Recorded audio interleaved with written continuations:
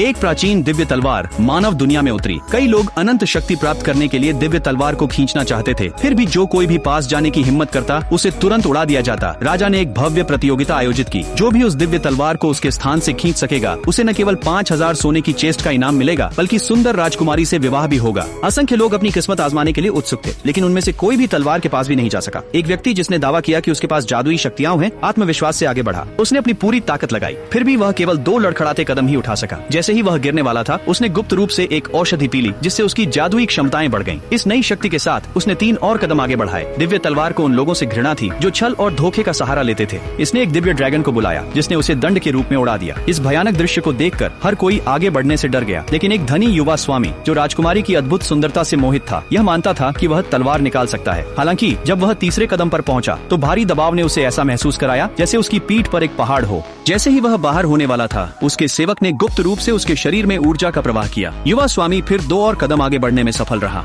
वह गर्व से मानता था कि सफलता निश्चित रूप से उसकी है, लेकिन दिव्य तलवार ने प्रतिक्रिया में और भी अधिक शक्तिशाली दबाव की लहर छोड़ दी। प्रबंधक ने सभी को आदेश दिया कि वे अपनी शक्ति युवा स्वामी को स्थानांतरित करें। युवा स्वामी ने तुरंत अपने शरीर में अपार शक्ति का अनुभव किया। उसने एक और कदम आगे बढ़ाया, लेकिन दिव्य तलवार पूरी तरह से क्रोधित हो गई। यह दिव्य शक्ति के साथ फट पड़ी और युवा स्वामी को उड़ा दिया। राजा इस परिणाम से अत्यंत संतुष्ट था।